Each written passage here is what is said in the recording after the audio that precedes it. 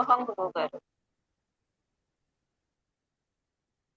శ్రీశైలదయాపాత్రం ధీభక్త్యాదిగుణాన్వం యతీంద్రవరం వందేర్మజామాతరం మునిం లక్ష్మీనాథసమారంభాం నాథయామన మధ్యమాం అస్మదాచార్యపర్యంతాం వందే గురుపరంపరాం యో నిత్యమచ్యుతపదాంబుజగ్మరుక్వః వ్యామోహత తదిరాణి గుణాయ మేని అస్మద్గురోః భగవతోస్యతైకసిన్ధోః రామానుజస్య చరణౌ శరణం ప్రపద్యే మాతా పితా యువతయస్తనయా విభూతిః సర్వం యదేవ నియమేన మదన్వయానామాద్యస్య నః కులపతేర్వకులాభిరామం శ్రీమత్తదంఘ్రివళం ప్రణమామి మూర్ధ్నా భూతం సరస్య మహదాహ్వయ భట్టనాథ శ్రీభక్తిసార కులశేఖర యోగివాహాన్ భక్తాంఘ్రిరేణుపరకాల యతీంద్రమిత్రాన్ శ్రీమత్పరాంకుతమునిం ప్రణతోస్మి నిత్యం తత్వేన యశ్చేదతిశ్వరః తస్వభావ భోగాపవర్గతదుపాయ గతిరుదారః తం దర్శయన్నిరమిమీత పురాణరత్నం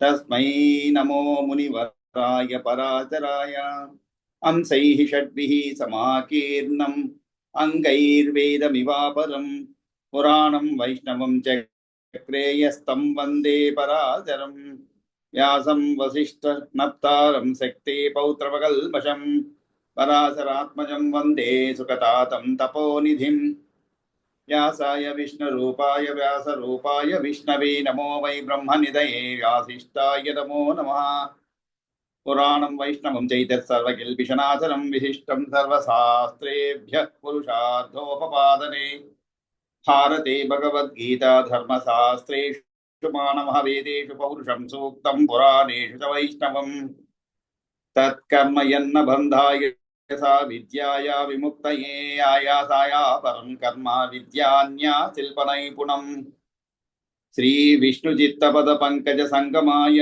చేతో మమ స్పృహయతే కిమతః పరేణ నోచేన్మమాపి యతిశేఖర భారతీనాం భావః కథం భవితుమర్హతి వాగ్విదేయః నారాయణం నమస్కృత్య నరం చైవ నరోత్తమం దేవీం సరస్వతీం చైవ తతో జయముదీరయేత్ శాంతాకారం భుజగసేనం పద్మనాభం సురేశం విశ్వాకారం గగనసదృశం మేఘవర్ణం శుభాంగం లక్ష్మీకాంతం కమలనయనం యోగిహృద్ధ్యానగమ్యం వందే విష్ణుం భవభయహరం సర్వలోకైకనాథం సశంఖచక్రం సకిరీటకుండలం సపీతవస్త్రం సరసీరుహేక్షణం సహారవక్షస్థల శోభికౌస్తుభం నమామి విష్ణుం శిరసా చతుర్భుజం.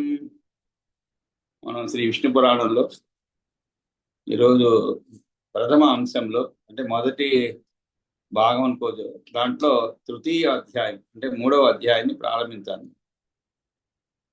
మనకి ద్వితీయ అధ్యాయంలో అంటే 2వ అధ్యాయంలో ఈ విష్ణుమూర్తి యొక్క సృష్టి గురించి కొంత తెలుసుకున్నాం అనమాట. ఏ విధంగా ఈ ప్రకృతి నుంచి జీవుడు ఏర్పడ్డాడు, ఆ తర్వాత ఏ విధంగా కొన్ని సంవత్సరాల తర్వాత, యుగాల తర్వాత మరలా అవి ఎలా లీనమవుతాయి, మరలా ఎలా సృష్టి జరుగుతున్న విషయాన్ని మనం తెలుసుకున్నాం అనమాట. ఆ తర్వాత మనం ఈరోజు కాల స్వరూపం గురించి చెప్తున్నాం. అంటే బ్రహ్మ సృష్టి ఆవశ్యకం శక్తి చదువుకున్నావా సెకండ్ హాఫ్ లో. ఇది అంటే ఇది చాలా చిన్న 28 శ్లోకాలు ఉన్నాయి కాబట్టి ఇది కూడా పూర్తి చేసుకొని మనం సెకండ్ హాఫ్ లో రెండు కూడా చదువుకునే ప్రయత్నం చేద్దాం.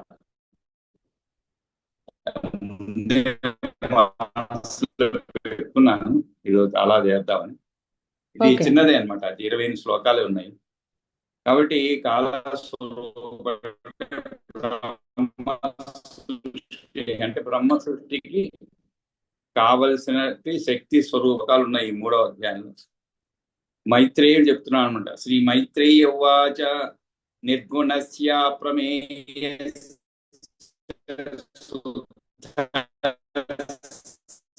కథం సర్గాదికర్తృత్వం బ్రహ్మణోऽప్యుపగమ్యతే శక్తయ శ్రీపరాశర ఉవాచ శక్తయః సర్వభావానామచింత్య జ్ఞానగోచరాః శక్తయః సర్వభావానామచింత్య జ్ఞానగోచరాః యతో అతో బ్రహ్మణస్తాస్తు సర్గాధ్యా భావశక్తయః భవంతి తపతాం శ్రేష్ట పావకస్య యథోష్ణత తన్నిబోధ యథా సర్గే భగవాన్ సంప్రవర్తతే భవంతి తపతాం శ్రేష్ట పావకస్య యథోష్ణత తన్నిబోధ యథా సర్గే భగవాన్ సంప్రవర్తతే నారాయణాఖ్యో భగవాన్ బ్రహ్మాలోక పితామహః ఉత్పన్న ప్రోచ్యతే విద్వన్ నిత్య ఏవోపచారతః నిజేన తస్య మానేన హి ఆయుర్వర్షశతం శ్రుతం తత్పరాఖ్యం తతత్నం చ పరమార్థమభిధీయతే నిజేన తస్య మానేన హి ఆయుర్వర్షశతం స్మృతం తత్పరాఖ్యం తదర్థం చ పరార్థమభిధీయతే కాలస్వరూపం విష్ణోశ్చ యన్మయోక్తం తవానఘ తేన తస్య నిబోధత్వం పరిమాణోపపాదనం అన్యేషాం చైవ జంతూనాం చరాణామచరాశ్చ యే భూభృతాశ్చ నరాదీనాం అశేషాణాం చ సప్తమా అన్యేషాం చైవ జంతూనాం చరాణామచరాశ్చ యే భృస్సాగరాదీనాం అశేషాణాం చ సప్తమా కాష్ట పంచదశాఖ్యాత నిమేషా ముని సప్తమా కాష్ట త్రింశత్కలాతాస్తు త్రింశత్ మౌహూర్తికో విధిః కాష్ట పంచదశాఖ్యాత నిమేషా ముని సప్తమా కాష్ట త్రింశత్కలాతాస్తు త్రింశత్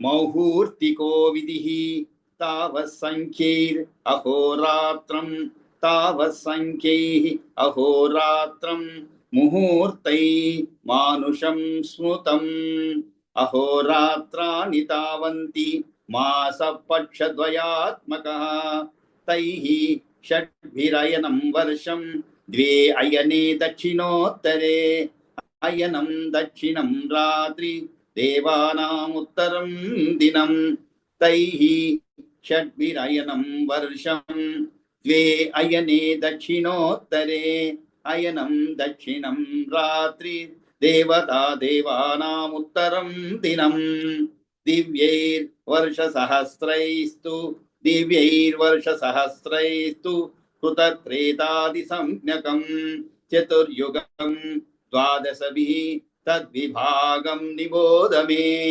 దివ్యైర్వర్షసహస్రైస్తు కృతత్రేతాదిసంజ్ఞకం చతుర్యుగం ద్వాదశభిః తద్విభాగం నిబోధ మే చత్వారి త్రీణి ద్వే చైకం కృతాదిషు యథాక్రమం దివ్యాబ్దానాం సహస్రాణి యుగేష్వాహుః పురావిదః తత్ప్రమాణైః శతైః సంధ్యా పూర్వా తత్రాభిధీయతే సంధ్యాసాం చ కశ్చ తత్తుల్యో యుగస్యానంతరో హి సః తత్ప్రమాణైః శతైః సంధ్యా పూర్వా తత్రాభిధీయతే సంధ్యాం స కశ్చ తత్తుల్యో యుగస్యానంతరో హి సః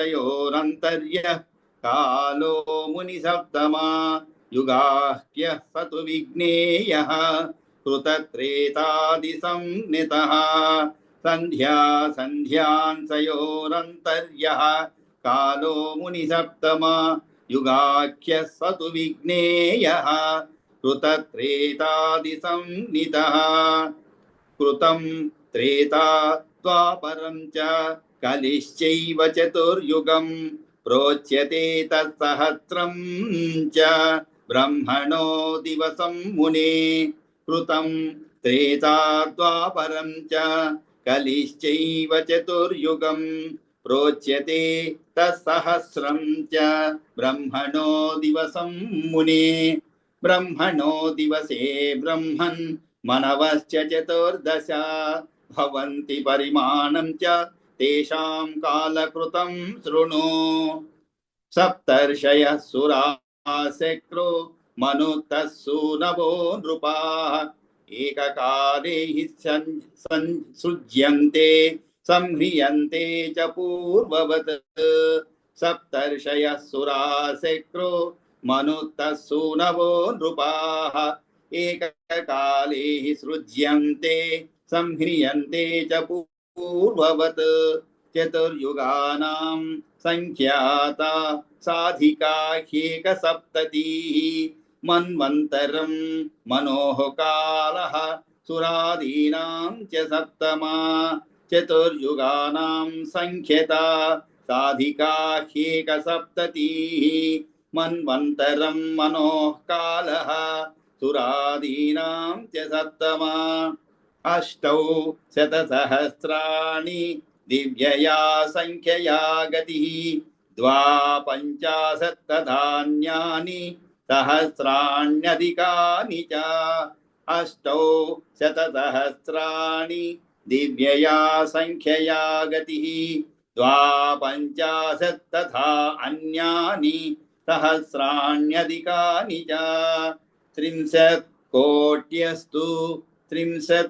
कोट्यस्तु सम्पूर्णा संख्याताः संख्यया द्विजा सप्तषष्टे तदान्यानि नियुतानि महामुने विंशतिश्च सहस्राणि कालो अयमधिकं विना मन्वन्तरस्य संख्येयं मानुषैर्वत्सरैर्द्विजा 30 कोट्यस्तु सम्पूर्णाः संख्याता संख्यया द्विजा सप्तषष्टिस्तदान्यानि नियुतानि महामुने विंशतिश्च सहस्राणि कालो अयमधिकं विना मन्वन्तरस्य संख्येयं मानुषैर्वत्सरैर्द्विजा युगानां सप्ततिस्सैका मन्वन्तरमिहोच्यते कृताब्धसंख्या तस्यान्ते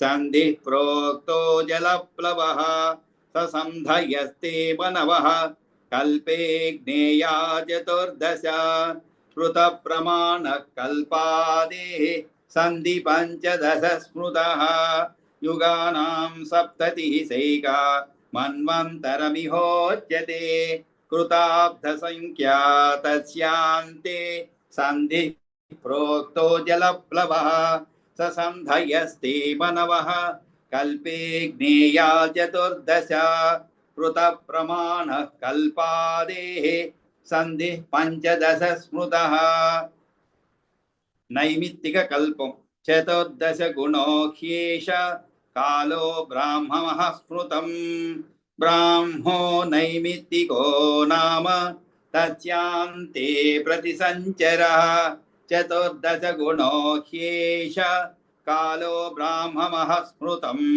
ब्राह्मो नैमित्तिको नाम तस्यान्ते प्रतिसञ्चरः तदा हि दह्यते सर्वं त्रैलोक्यं भूर्भुवादिकं तदा हि दह्यते सर्वं त्रैलोक्यं भूर्भुवादिकं जनं प्रयान्ति तापार्ता महर्लोकनिवासिनः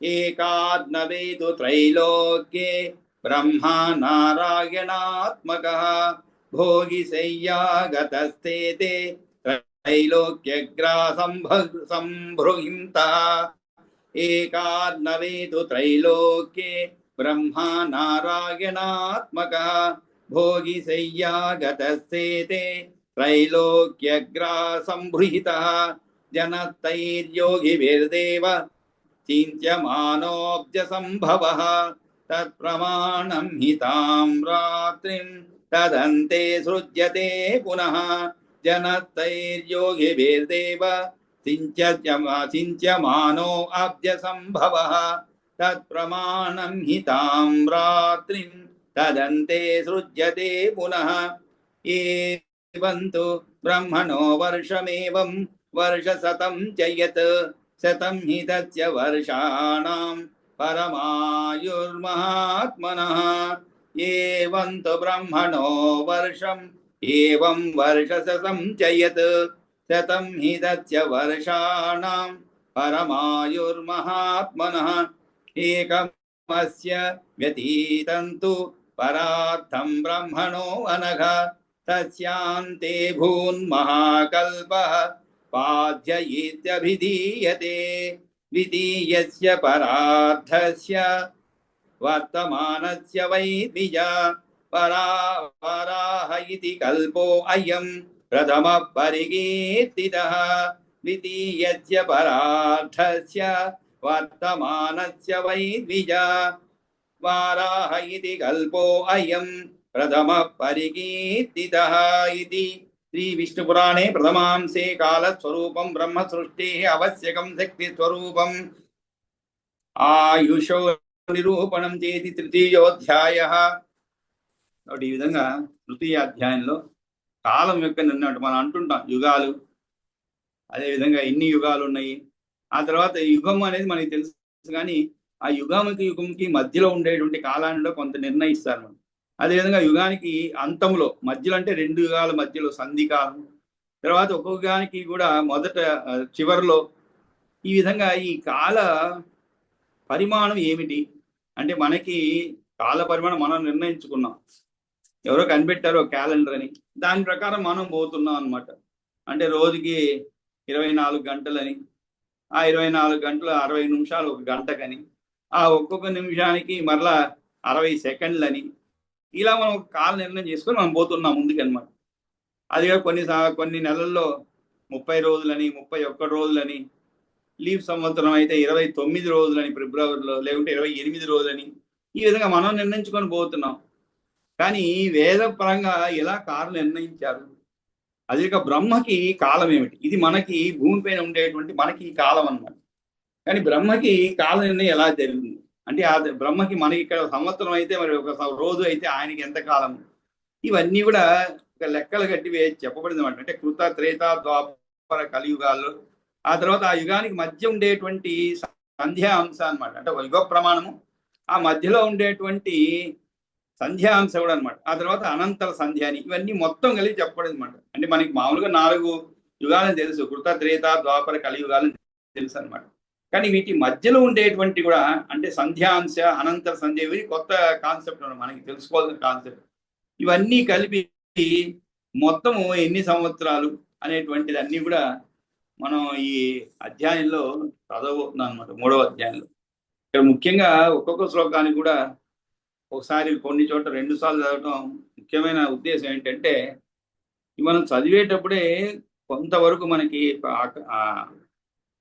అర్థం కొంతవరకు తెలుస్తుంది. అంతేకాకుండా సంస్కృతం ఇంతకుముందే చాలా సందర్భాల్లో రామాయణం చదివేటప్పుడు, మీరు చదివేటప్పుడు కానీ, నేను చదివేటప్పుడు కానీ, ఒక దీర్ఘము హ్రస్వము అనేది మారిపోతే ఎంతటి అర్థాన్ని విపరీత అర్థాన్ని ఇస్తున్న విషయం మనం చాలా సందర్భాల్లో చదువుకున్నాం అన్నమాట. ఆ విధంగా అవ్వకూడదని చెప్పి మళ్ళీ 2 సార్లు చదవడం జరిగింది అనమాట. అది అంటే అటువంటి దోషాలు తొలితే అర్థమే మారిపోతుంది అనమాట. కాబట్టి మనం ఈరోజు ఈ మైత్రేయ ఉవాచ నుంచి ప్రారంభిద్దాం అనమాట. తృతీయ అధ్యాయం దాంట్లో మొదటి శ్లోకము నిర్గుణస్య అప్రమేయస్య శుద్ధస్య అపి అమలాత్మనః కథం సర్గాదికర్తృత్వం బ్రహ్మణో అభ్యుపగమ్యతే.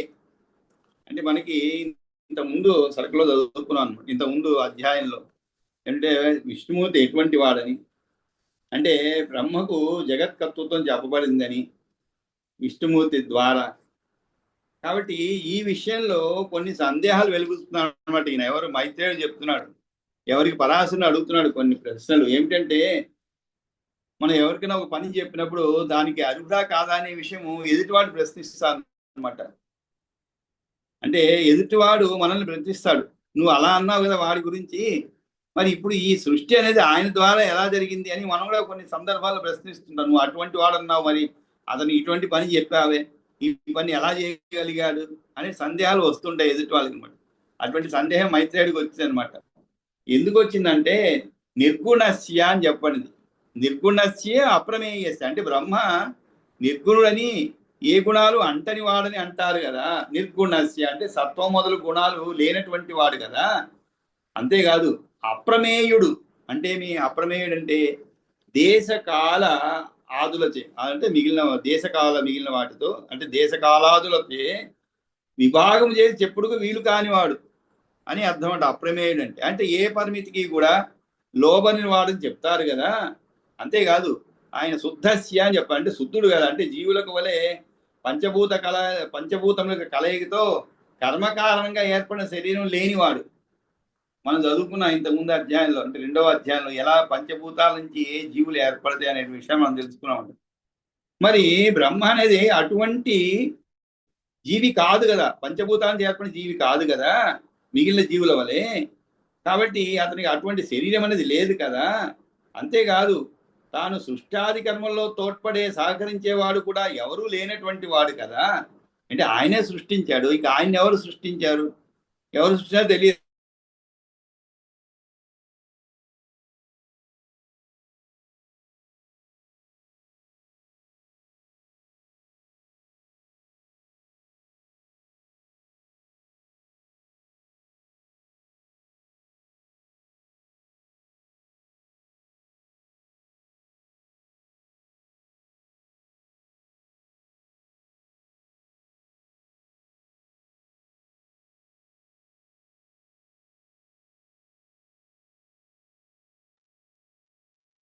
స్ట్రక్ అయ్యింది గురువుగారు. ఇది శ్రీశక్తి స్ట్రక్ అయ్యి ఉండిపోయింది సిగ్నల్ సమంగాలి.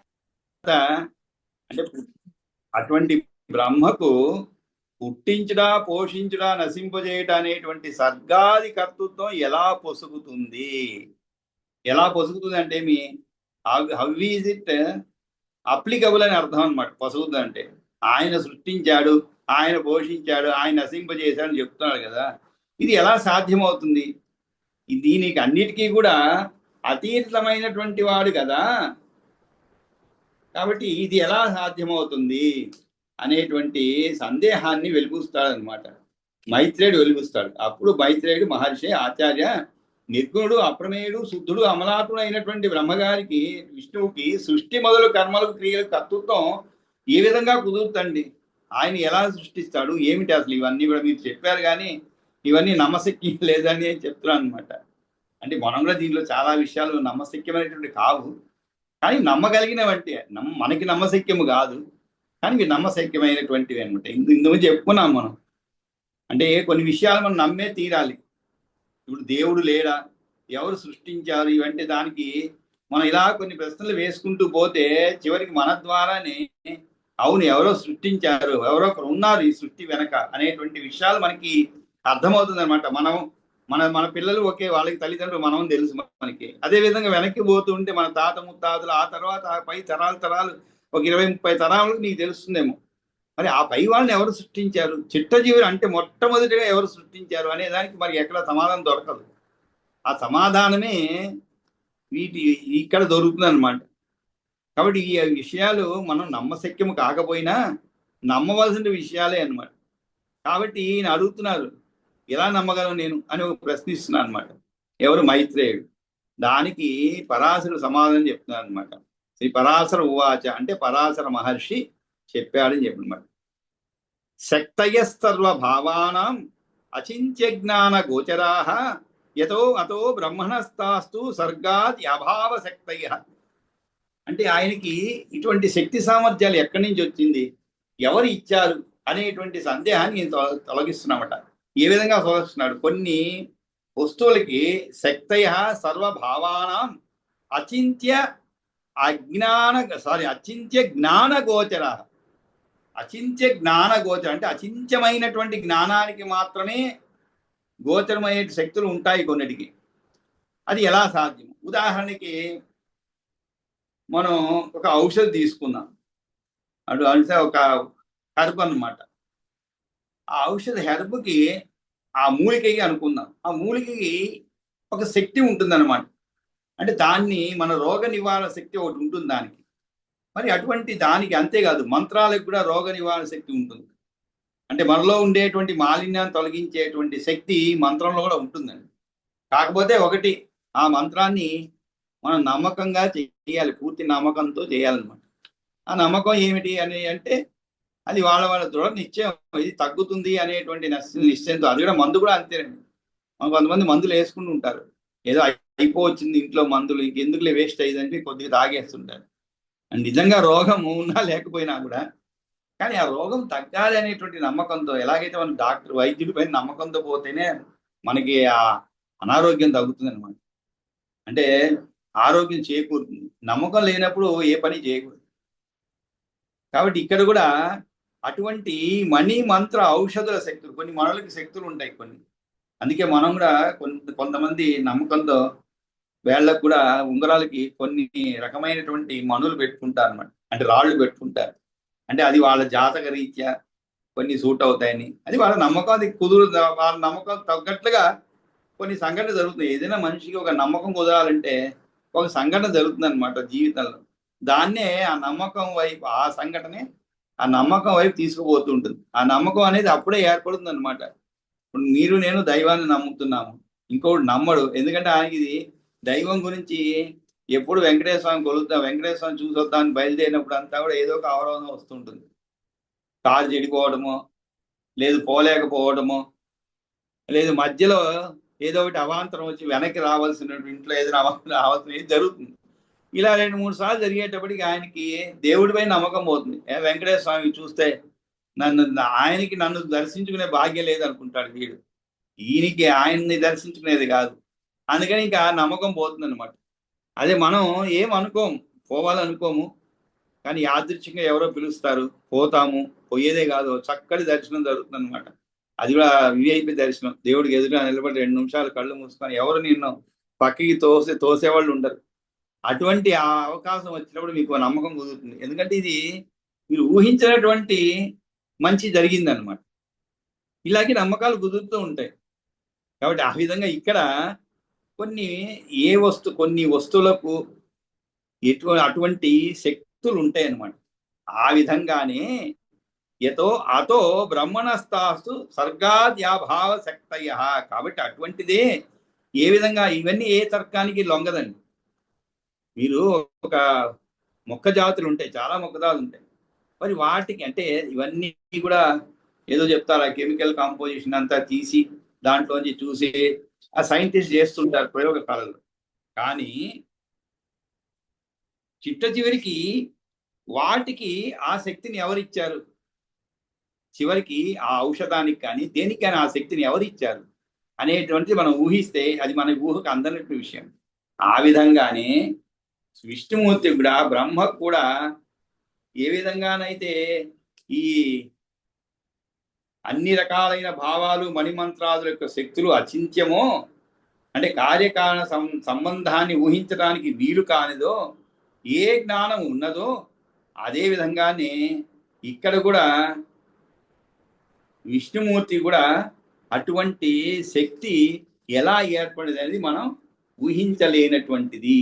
కాబట్టి ఆయనకి ఆ శక్తి ఏర్పడినందువలన ఈ విధముగా సృష్టి అనేది జరుగుతుంది. కాబట్టి మణిమంత్రౌషధ శక్తుల లాంటివి ఉంటాయి. బ్రహ్మకు కూడా సృష్ట్యాది శక్తులన్నీ కూడా ఆ కారణంచే స్వభావసిద్ధ శక్తులై ఉన్నాయి అనేటువంటిది విషయాన్ని ఇక్కడ తెలుపుతున్నాను అనమాట. పరాశరుడు మైత్రేయుడికి తెలుపుతున్నాను అనమాట. కాబట్టి లోకంలో కనిపించే మణిమంత్రం ఔషధంలో ఉన్న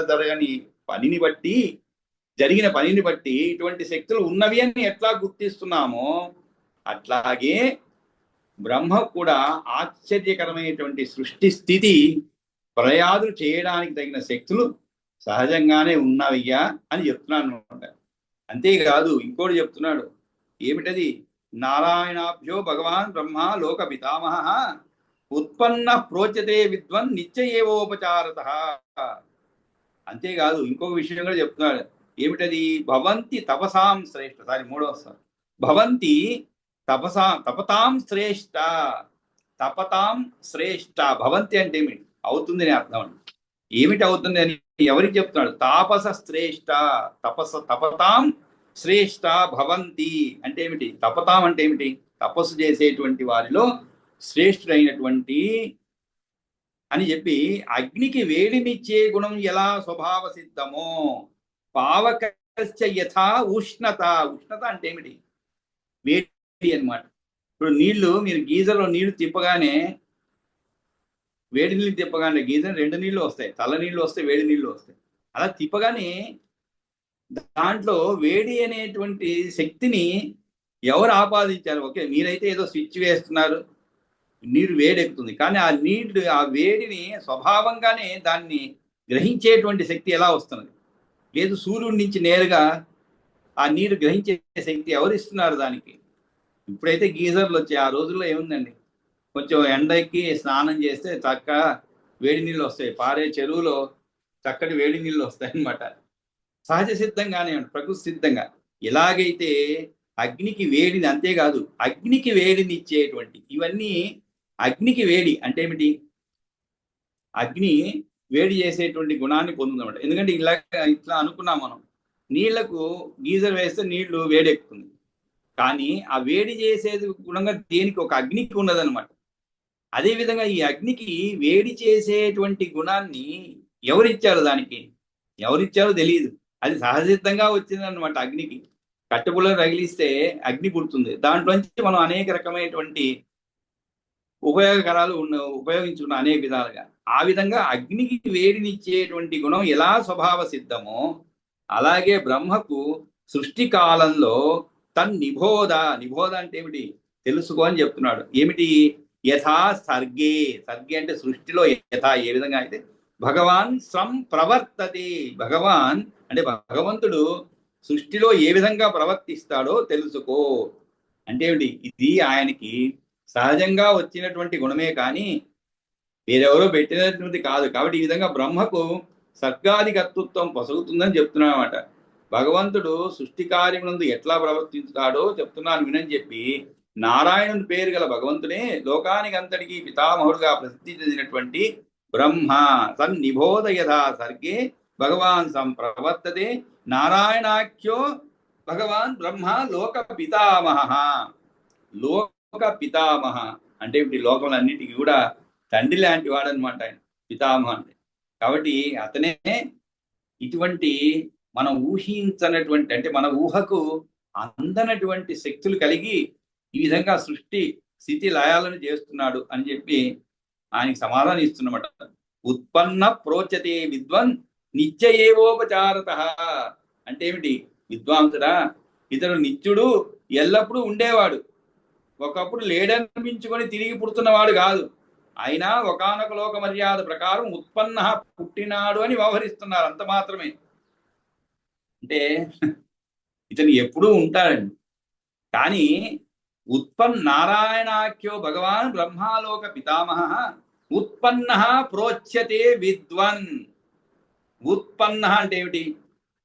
పుట్టాడు అని అర్థం. ఎప్పుడు ఉండేవాడే. నిత్యయేవ ఉపచారత. నిత్యం అంటే ఏమిటి? ఎల్లప్పుడు అని అర్థం. ఆయన నిత్యుడు, కానీ బ్రహ్మగా పుట్టాడని లోకంలో జీవుల పుట్టుకతో పోల్చి చెప్పడం ఔపచారికం. అంటే మనం చెప్తున్నాం ఆయన బ్రహ్మగా పుట్టాడని చెప్పి, అని ఒక కార్యాన్ని సాధించడానికి పుట్టాడని మనం చెప్పుకుంటున్నాం. కానీ ఆయన ఎల్లప్పుడూ ఉండేటువంటి వాడే. కాబట్టి మనం అలా అనుకుంటున్నాం అనమాట, ఇలా బ్రహ్మగా పుట్టాడని చెప్పి. కాబట్టి ఉత్పన్న ప్రోచ్యతే విద్వన్ నిత్యయేవోపచారత. తర్వాత నిజేన తస్య మానేన హి ఆయుర్వర్షశతం శృతం. ఆ తర్వాత అతడు ఎల్లప్పుడూ ఉండేటువంటి వాడే, ఒకప్పుడు లేడనిపించుకుని తిరిగి పుడుతున్నవాడు కాదు అని చెప్పి ఆ బ్రహ్మ యొక్క ఆయుష్య పరిమాణం తెలుపుతున్నాడు అనమాట. నిజేన అని చెప్పి, నిజేన అని ఆయన యొక్క ఆయుష్ గురించి చెప్తున్నాడు. నిజేన తస్య మానేన హి ఆయు వర్షశతం స్మృతం తత్ పరాఖ్యం తదర్థం చ పరమార్థం అభిధీయతే. కాబట్టి తనదైన ముందు చెప్పబోయేటువంటి ప్రకారంగా 100 సంవత్సరాలు అని శృతుల్లో తేట పరచబడింది. దానికి పరము అని పేరు అనమాట. అది అందరి ఆయుష్యాన్ని మించిపోయింది కనుక తనదైన కొలమానం ప్రకారం ఆయనకు 100 ఏళ్ల జీవిత కాలము, దానికి పరము అని పేరు. దాంట్లో సగభాగము అర్ధపరం అంటారు.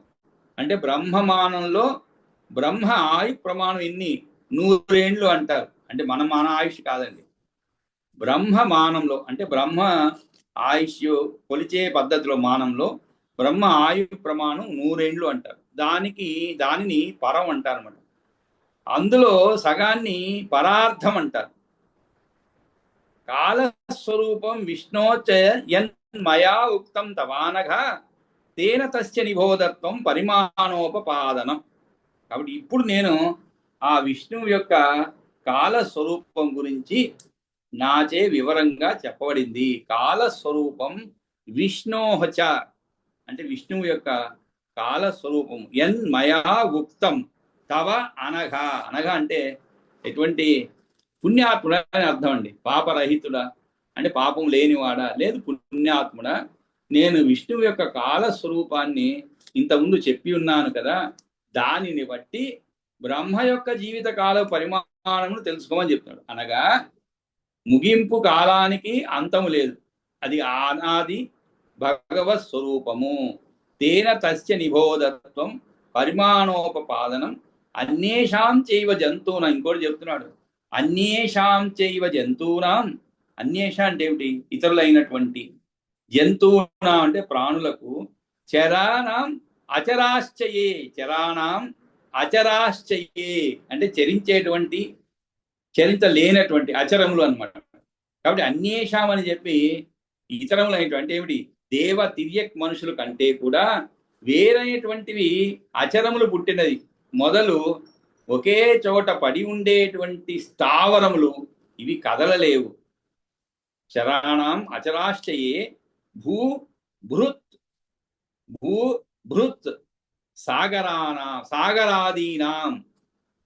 ఈ సమాసం భూభృత్ అంటే పర్వతములని అర్థం అండి. భూమిని భరించేటువంటి, అంటే భూభృత్ అంటే పర్వతాలు అని అర్థం. భూ అంటే భూమి, భూభృత్ అంటే పర్వతాలు.